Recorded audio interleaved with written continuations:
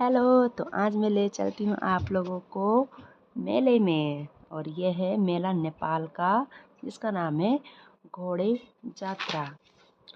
तो चलिए बात करते हैं इस बारे में। नेपाल एक बहुधार्मिक, बहुजातीय और बहुसांस्कृतिक राष्ट्र है जो असंख्य त्यौहार मनाता है। नेपाल कोई आश्चर्य की बात नहीं है। ये त्योहारों का देश है जहाँ प्रत्येक समुदाय अपने अलग अलग रीति रिवाजों और परंपराओं को अपनाता है, जो सदियों से चली आ रही है।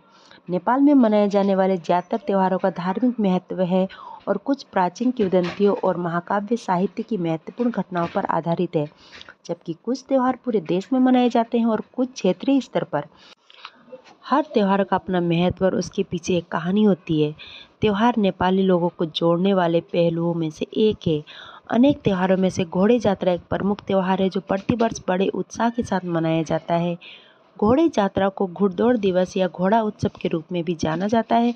घोड़े शब्द का अर्थ है घोड़ा और यात्रा का अर्थ है परेड।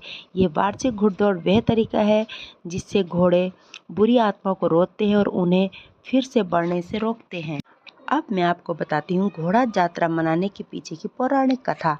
कहा जाता है कि टुंडी नामक एक राक्षस का टुंडी खेल में वध किया गया था और उसी राक्षस पर विजय की याद में ये त्यौहार मनाया जाता है। पौराणिक कथाओं के अनुसार एक बार राक्षस टुंडी की दुष्ट आत्माओं ने काठमांडू पर कब्जा कर लिया था, जो चारागाह पर निवास करता था, जो अब टुंडी खेल में स्थित है। यह राक्षस काठमांडू के निवासियों में भय पैदा करता था, क्योंकि वह बच्चों और स्थानीय लोगों को खाकर अपनी भूख मिटाता था।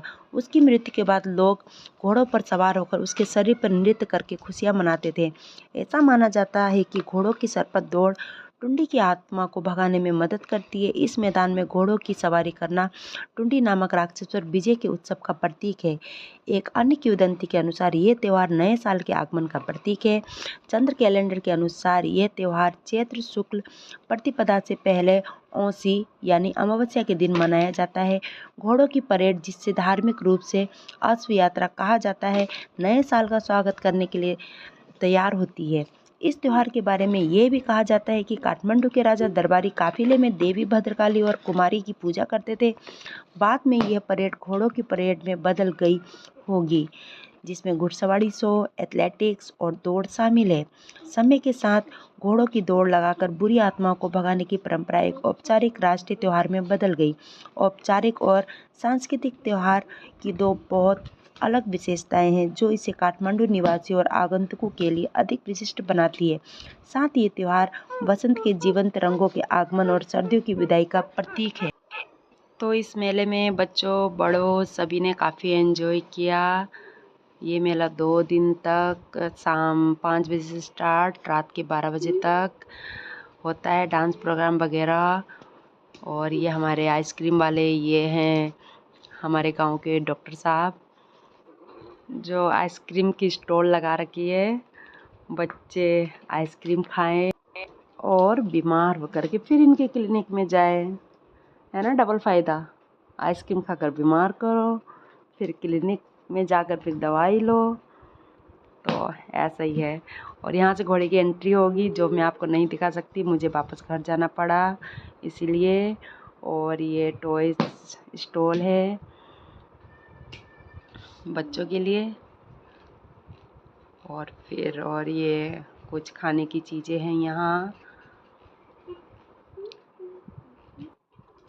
काफ़ी दुकानें लगी हैं यहाँ पर, देख सकते हैं आप। और ये बच्चों का ये बोटिंग वाला ये झूला, आइसक्रीम खाते हुए बच्चे बैठे हैं, एंजॉय कर रहे हैं। तो आप लोगों को मेरी वीडियो कैसी लगी बताइएगा। जो मैंने नेपाल के बारे में, घोड़े यात्रा नाम का मेला है ये, कमेंट करके बताइएगा। और लाइक सब्सक्राइब करना ना भूलिएगा। नाइट का मैं आपको नहीं दिखा सकी, जो कि बहुत ही एन्जॉयमेंट था, डांस प्रोग्राम वगैरह थे उस पर। कोई बात नहीं, इतना ही काफ़ी है। Thanks for watching my video.